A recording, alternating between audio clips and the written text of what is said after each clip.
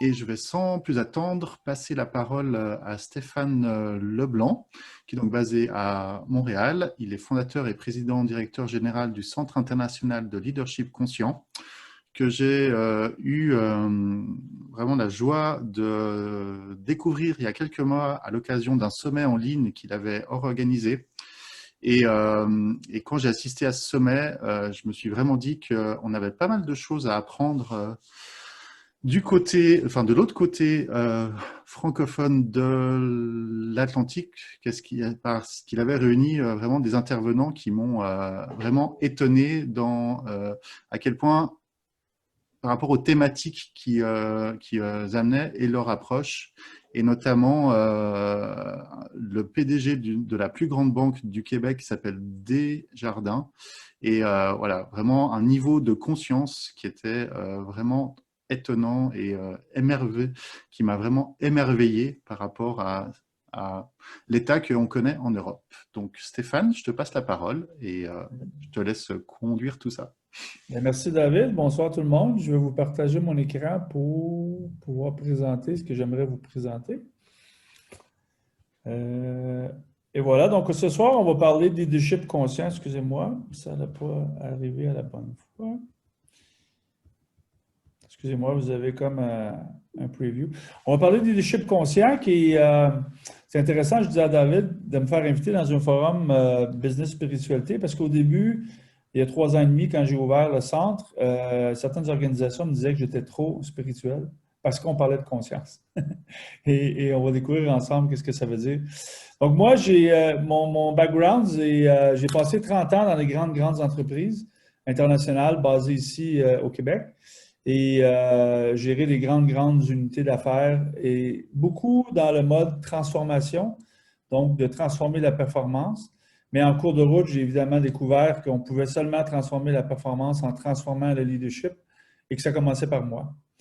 Depuis avril 2017, j'ai fondé le Centre international de leadership conscient qui vise à être un catalyseur pour la transformation des leaders et l'élévation de la conscience dans les organisations à travers le monde pour, ultimement, oui, atteindre une performance, mais une performance consciente, permettre aux gens de s'épanouir à leur plein potentiel, puis peut-être créer une société qui est mieux que celle qu'on a aujourd'hui. Je veux vous amener une citation d'Einstein qui m'a beaucoup touché il y a plusieurs années quand je l'ai lu. Einstein, comme beaucoup des grands scientifiques qui étudient le grand tout ou le tout petit, deviennent très philosophes, dans certains cas même spirituels. Einstein avait dit, l'esprit intuitif est un cadeau qu'on a reçu à la naissance, un cadeau sacré. Et l'esprit rationnel est supposé être le serviteur. Malheureusement, dans notre société, on honore principalement le serviteur et on oublie le cadeau. Je ne sais pas qu'est-ce que vous ressentez quand vous lisez ça, mais moi, quand j'ai lu ça, ce que ça m'a fait réaliser, c'est qu'on a une société qui est beaucoup basée sur le cerveau. Ici, au Canada, notre système éducationnel est beaucoup axé sur le cerveau. C'est même prouvé que le développement émotionnel arrête presque quand on commence l'école primaire, parce qu'on focus beaucoup sur les résultats à la tête. Et on oublie beaucoup le cœur. Et l'intuition, on ne la retrouve pas dans le cerveau, évidemment, on la retrouve dans le cœur.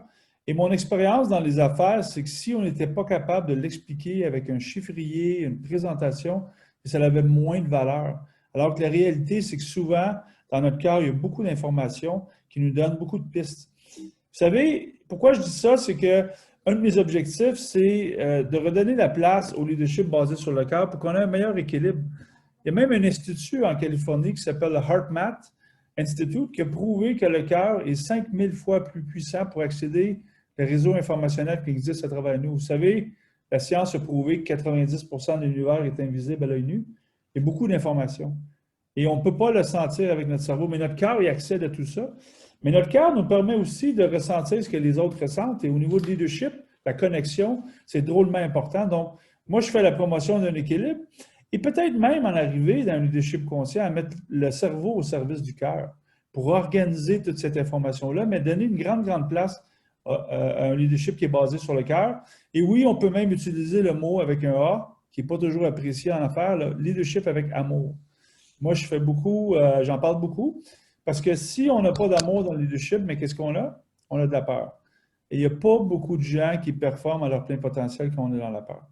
Donc, je veux vous dire que on vit dans une crise mondiale de leadership, ça fait beaucoup, beaucoup d'années. Hein, les conflits mondiaux, les guerres, les rationalisations d'entreprises, le climat, je pense que dans les dernières années, on ne peut plus ignorer la crise climatique à laquelle on fait face. Euh, à travers ce qu'on vit depuis le début de l'année, on mesure à travers les médias les morts avec le COVID, mais on oublie qu'à chaque année, il y a 9 millions de personnes qui meurent de faim. Il y a vraiment une crise mondiale de conscience parce qu'on vit dans une époque où on a toutes les ressources financières, technologiques, intelligence, sagesse pour résoudre beaucoup de nos problèmes sociaux mondiaux et on ne le fait pas. On ne le fait pas parce que ce n'est pas la priorité. Donc, Einstein nous a dit aussi qu'on ne peut pas résoudre des problèmes du même niveau de conscience à travers lesquels on les a créés. Il faut s'élever au-dessus de la mêlée pour voir l'impact de nos choix, de nos décisions qu'on a sur les gens qu'on dirige, mais aussi les gens qu'on sert, la communauté, l'environnement. Et on a besoin, pour être un leader conscient, d'une nouvelle façon de penser, même redéfinir c'est quoi le leadership. Est-ce que c'est d'atteindre des résultats à tout prix ou c'est d'avoir un équilibre entre ce qu'on fait comme résultat puis l'impact qu'on a? On va parler d'une nouvelle façon d'être. Moi, j'ai découvert il y a longtemps, quand je suis devenu dans la vice-présidence, que qui j'étais était plus important que ce que je faisais. Parce que quand on est un cadre, on crée un contexte, on crée une culture pour que les gens performent, parce que ce n'est pas nous qui faisons le travail. Et on va explorer ensemble, ça veut dire quoi? Diriger, être un leader avec un niveau de conscience plus élevé. La définition que moi j'ai donnée au leadership conscient, c'est un nouveau paradigme de leadership. Pourquoi c'est nouveau? Ce n'est pas parce qu'on l'a inventé hier, c'est parce que ce n'est pas ça qui est utilisé dans les organisations de façon majoritaire. C'est surtout pas ça qu'on enseigne dans les écoles de gestion. Je ne connais pas ce qui est enseigné en Europe, mais ici au Québec, dans les écoles de gestion, je vais présenter dans la plupart des écoles, on m'invite comme un invité du futur. Qu'est-ce qui pourrait arriver dans le futur si on transformait le leadership? Mais ce qu'on enseigne, c'est le leadership traditionnel que moi j'ai appris au MBA en 1995, qui est basé sur la performance et les résultats financiers. Donc, c'est un nouveau paradigme qui vise un équilibre entre le bien commun et les intérêts personnels. Est-ce qu'on peut avoir un meilleur équilibre entre ce qui est bon pour l'organisation, ce qui est bon pour les employés, la communauté, la clientèle?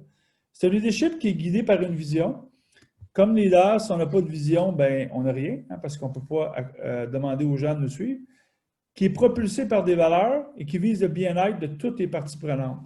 Les actionnaires, la clientèle, les fournisseurs, tout le monde est aussi important parce que c'est comme ça qu'on assure la pérennité à long terme. Donc, un leadership qui est inspiré à co-créer un avenir prometteur pour les prochaines générations.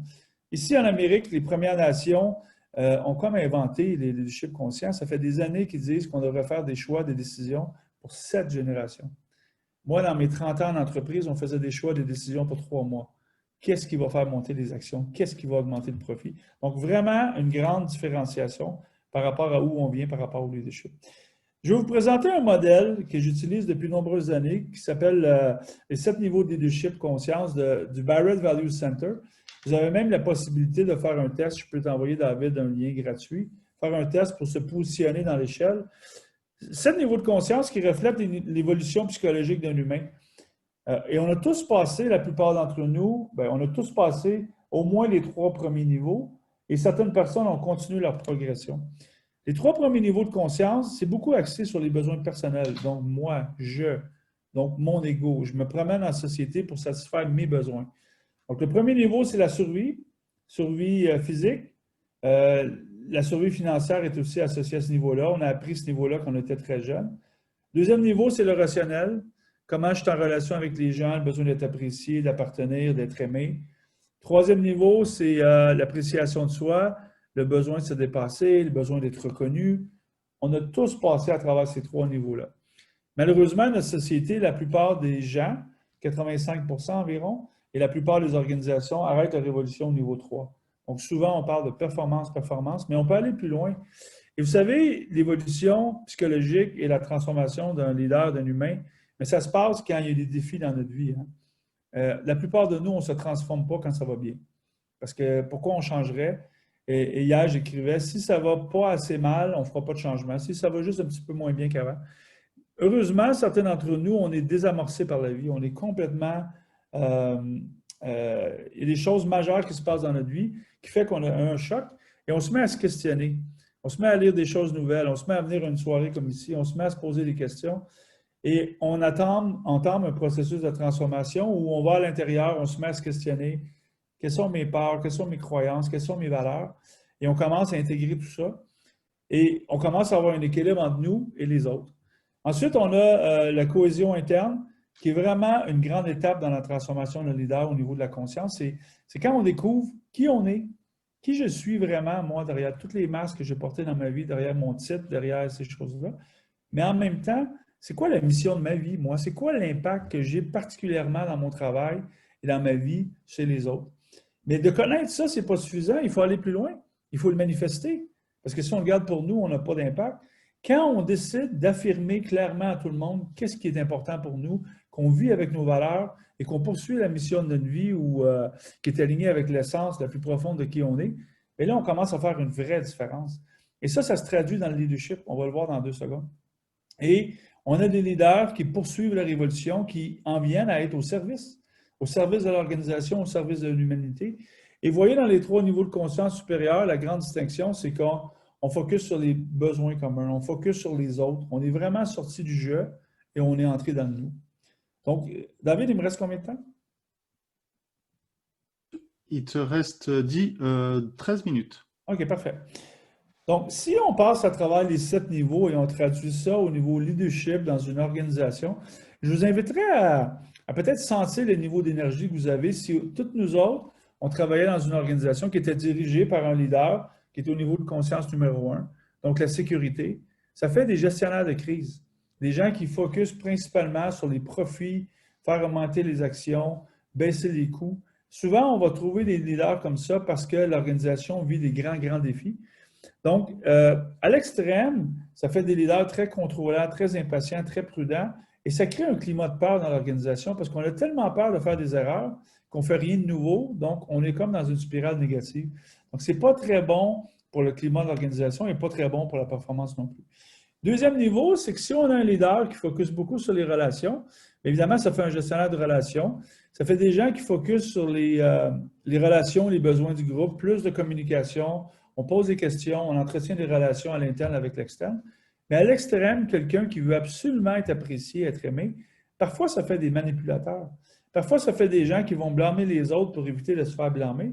Ou parfois, ça fait des gens qui ont un besoin flagrant d'être reconnus et qui prennent toute la lumière, toute la reconnaissance qui leur est donnée et qui ne la partagent jamais avec leur équipe. Donc, ça vient empêcher l'évolution du groupe. Troisième niveau de conscience, bien, ça fait des gestionnaires de performance. Donc, des leaders des organisations qui focusent sur la performance à tout prix, productivité, efficacité, qualité, processus. Je parlais du cœur et du cerveau tantôt, on est beaucoup dans le cerveau ici. Bien, à l'extrême, ça peut faire des bureaucrates, ça peut faire une organisation où il y a la complaisance parce que tout est organisé, il n'y a pas de place à la créativité.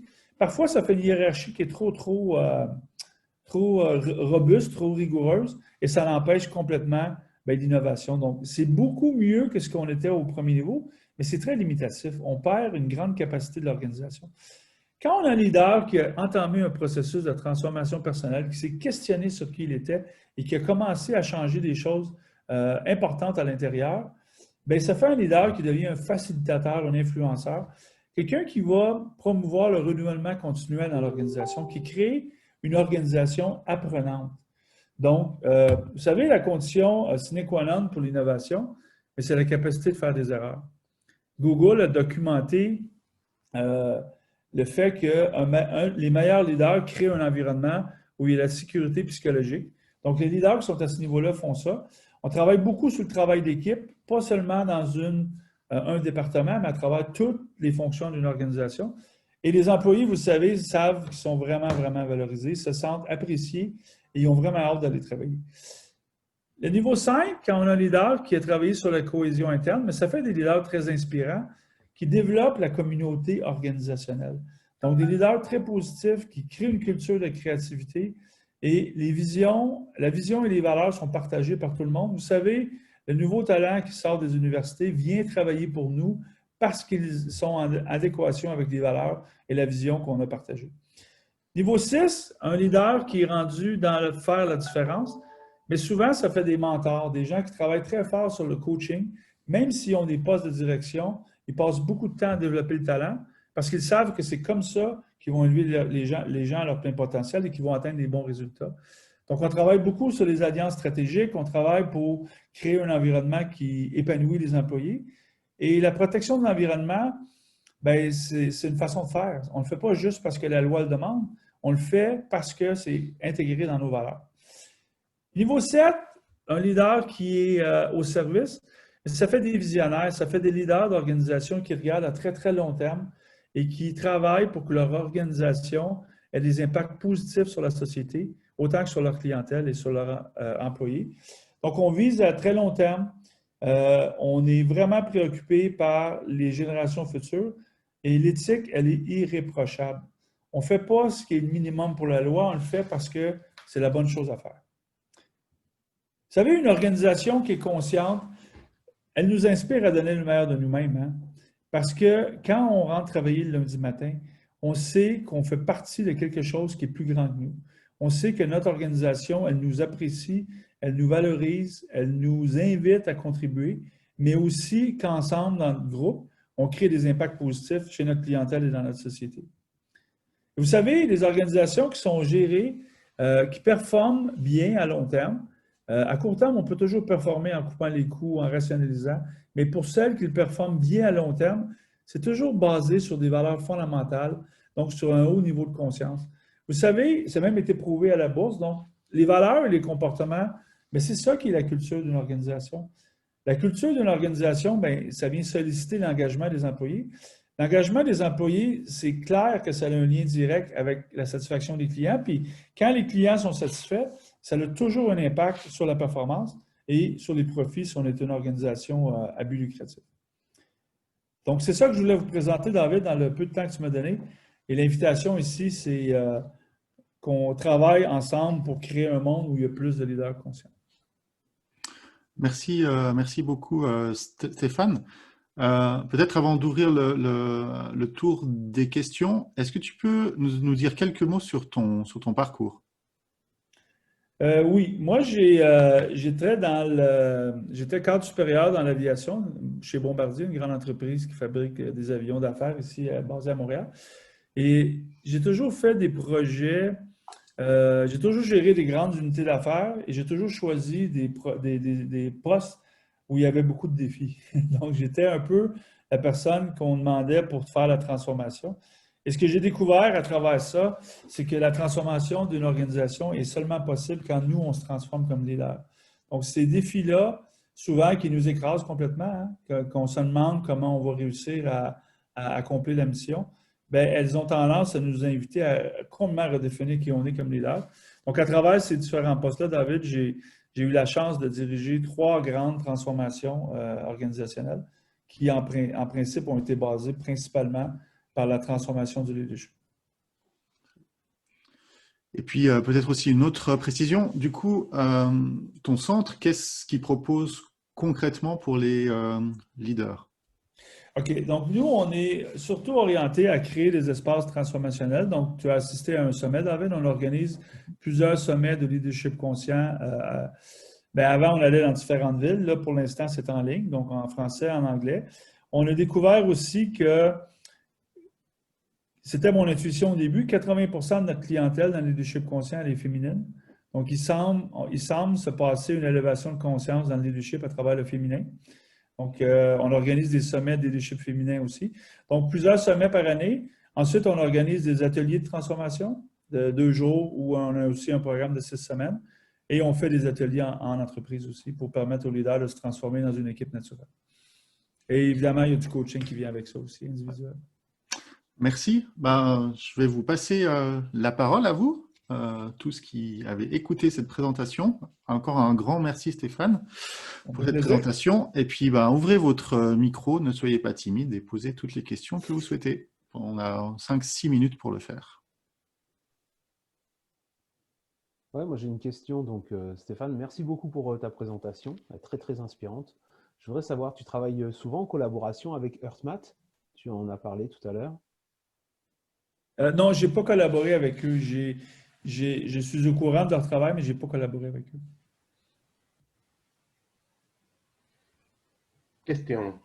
Merci pour la présentation, pour toute l'info. Je pense que nous sommes dans la même ligne pas dans la même moyenne, mais pas avec la même ligne. Comment est-ce que vous travaillez avec le changement continu des gens? Parce que nous ne sommes pas comme notre valeur, notre manière d'être, être soi-même, c'est pas fixe. Nous sommes en évolution continuelle. Comment est-ce que vous travaillez avec ça? Je ne suis pas sûr que je comprends votre question. Comment est-ce que vous travaillez le fait que l'humain change continuellement? Ben, Ce n'est pas une valeur fixe, ce n'est pas une non, chose donnée. Nous non. sommes un être, dans un flux Ben, d'être. moi je me base sur mon voyage de vie. On est continuellement en transformation. C'est pas on rentre une journée, on fait un atelier, puis le lendemain, on est transformé. On est continuellement en transformation. Et l'évolution de la conscience, ça reflète l'évolution psychologique. Personnellement, je crois que les plus grandes épreuves de notre vie sont celles qui nous transforment le plus. Donc, je crois que il faut prendre les leaders où ils sont et leur faire reconnaître qu'est-ce qui est nécessaire de laisser aller pour passer à un autre niveau de conscience. Donc, nous, on travaille beaucoup avec les peurs, les croyances limitantes, les valeurs. Puis, et ça, c'est évolutif. Hein? C'est évolutif à travers l'évolution d'un humain.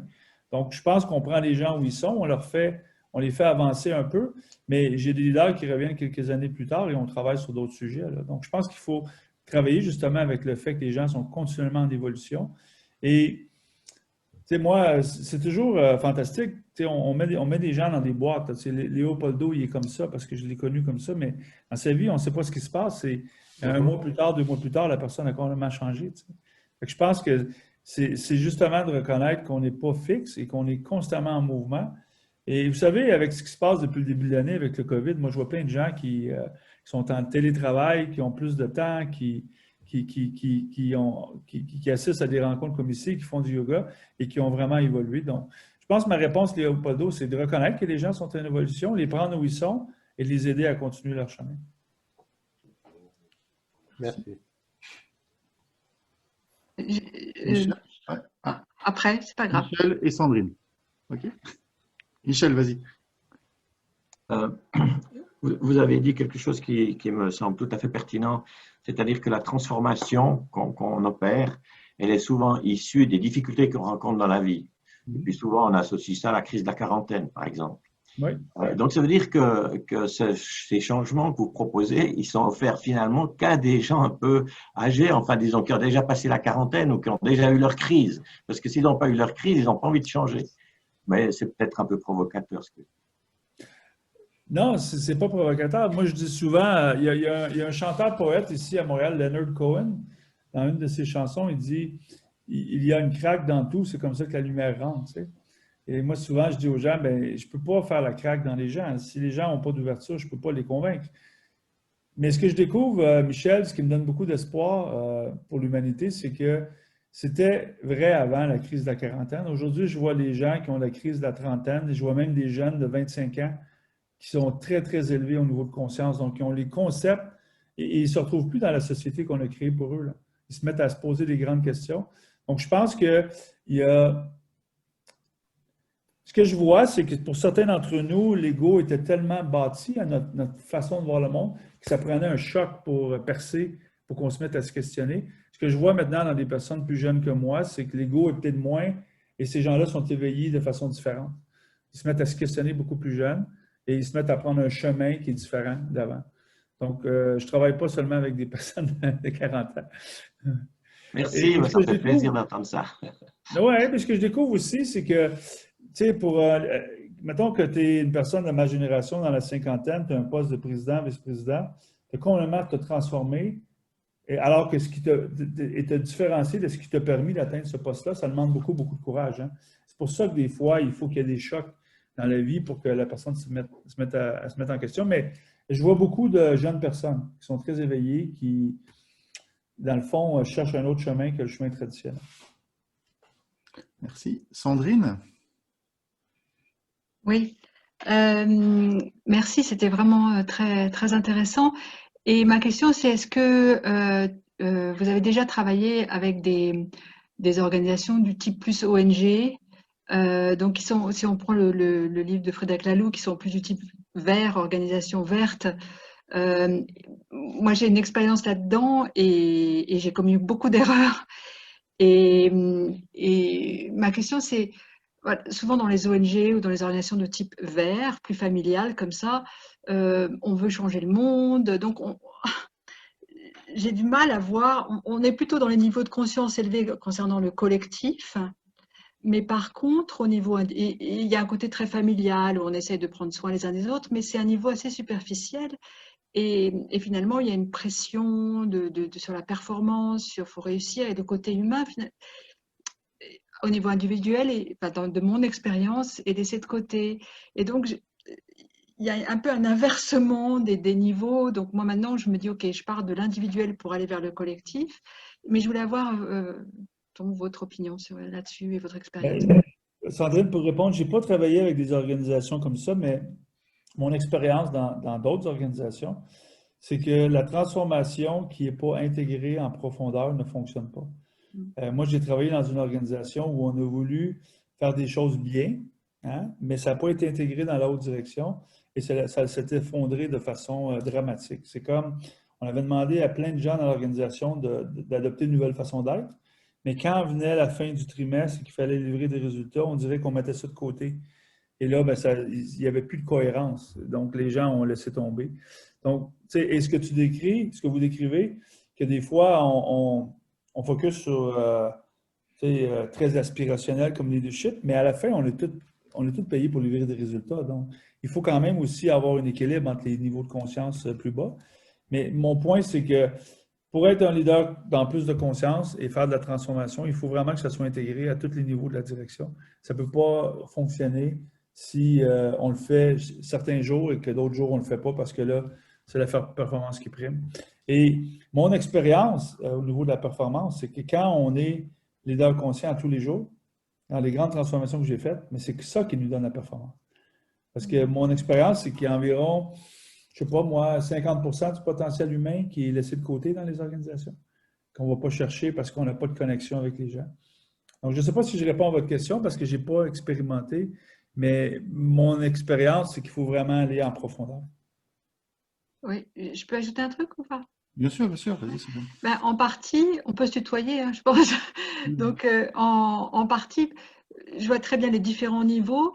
La chose aussi là où c'est une autre dimension, c'est une organisation dont l'objectif est de changer le monde, hein, d'avoir un monde plus conscient et meilleur, mais pas plus conscient, meilleur en tout cas, avec plus de droits, plus d'égalité, moins de pauvreté, etc., etc. Et puis en fait, en son sein, beaucoup d'ego, il n'y a pas de conscience. Est-ce que ça tu l'as rencontré? Oui, mais je l'ai rencontré ici au Québec dans des ONG où la mission, elle est très louable, elle est très orientée sur le bien de l'humanité, mais la façon que c'est géré, c'est très géré de façon très inconsciente. Et Donc, comment tu traites ça? Pardon. Comment tu as... là, il faut transformer le leadership parce que ça peut pas. C'est pas parce qu'on est ONG, c'est pas parce qu'on est au gouvernement, c'est pas parce qu'on est dans une université. Le leadership inconscient existe partout de façon égale. Donc, il faut vraiment travailler avec ces leaders-là pour transformer leur façon de voir le leadership. Parce que, comment je vais le dire, on peut faire à semblant, une expression au Québec, on fait à semblant. On fait semblant, mais ça se vit dans le quotidien. Hein. Un leadership qui est plus conscient, ça se vit quand on est sous pression, quand c'est le temps de livrer. Est-ce que je continue d'agir comme ça ou je mets ça de côté? Puis dans le fond, ce que j'essaie de dire, Sandrine, c'est s'il n'y a pas une transformation fondamentale du leadership, y compris la haute direction, ça ne peut pas fonctionner. Ça ne pourra jamais fonctionner. Et moi, personnellement, dans ma vie personnelle, quand j'achète des choses comme citoyen, le service à la clientèle que je reçois, c'est toujours le reflet de la culture. Hein. Une personne là, pourrait peut-être avoir une mauvaise journée puis elle nous donne un mauvais service, mais il y a des organisations où il y a vraiment un clash entre les valeurs affichées et les valeurs vécues par les clients. Vraiment un clash. Donc ça, c'est pour moi, c'est pas dans la conscience. Donc, le point que je veux dire, c'est la transformation, c'est très difficile. Hein. C'est très difficile parce que ça nous demande d'aller à l'intérieur, de regarder. Carl Jung parle de notre ombre, de regarder nos peurs, nos croyances limitantes, toutes les choses qui nous ont limités, puis de regarder ça avec discernement et commencer à faire des changements. Il y a plusieurs leaders qui ne veulent pas toucher à ça. Là. Ça leur fait peur. Ils disent non, moi, Et c'est surtout pas ça qui leur a permis d'atteindre les postes. Donc, mais les leaders qui ont le courage de faire ça, ça transforme des organisations complètes. Parce que là, on augmente l'authenticité, la vulnérabilité, l'humilité, et là, on va capitaliser le potentiel humain. Dans le fond, mon message, c'est il n'y a pas de transformation et de leadership conscient si on ne transforme pas les leaders en premier. C'est là que ça se passe. Merci. Puis on va prendre la dernière question de Yolanda. Oui, alors merci beaucoup. Merci Stéphane, très intéressant. Vous venez en partie, je pense, de répondre à la question que j'avais. En fait, je me demandais si c'était par quel côté vous attaquez la chose. Est-ce que vous transformez les leaders et ça transforme l'organisation? Et je me disais, ben voilà, quand il y a ce changement de transformation de leadership, j'imagine que ça requiert un changement au niveau de l'organisation. Alors, est-ce que du coup, ça devient des entreprises qu'on appelle libérées ou holocratiques par définition? Quelle est votre expérience par rapport à ça? Ben, moi je n'ai pas travaillé avec des entreprises qui sont devenues libérées. Il y en a quelques-unes au Québec ici. C'est des petites entreprises et elles fonctionnent super bien. Puis je crois que pour faire ça, bien, ça prend un certain niveau de conscience. Mais pour moi, la transformation de l'organisation commence toujours par la transformation du leadership, parce qu'avec un plus haut niveau de conscience, on va commencer à regarder, mettons qu'on veut restructurer l'organisation, on va le faire de façon différente parce qu'on va avoir augmenté comment on voit notre leadership et c'est quoi l'impact. Vous savez, pour libérer une organisation, il faut vraiment bien gérer son ego. Hein. Il faut vraiment avoir de l'humilité puis donner le pouvoir aux gens. Et si, tu vois, au Québec, il y a une entreprise qui a fait ça, Végitex, et la dame, elle a fait ça parce qu'à un moment donné, elle a frappé un mur comme leader. Elle a dit, moi, comme propriétaire, je suis plus capable. Et là, elle s'est mise à se remettre en question. Et en faisant l'entreprise libérée, elle a augmenté 4 fois les profits, 4 fois les revenus. Puis elle s'est même enlevé son titre, tu sais. Et tout le monde fait tout le travail. Et pour moi, ça part toujours de la transformation du leadership. C'est là que ça se passe. Et ensuite, on va recréer peut-être un nouveau modèle organisationnel. Pardon, David. Je t'en prie. Merci beaucoup. De toute façon, vous aurez également accès directement à Stéphane via son email que je diffuserai aux membres du groupe. Donc, n'hésitez pas à continuer, puis aussi à également voir ce qu'il propose directement dans son centre. Un grand merci de nous avoir rejoints, Stéphane. Merci à tout le monde.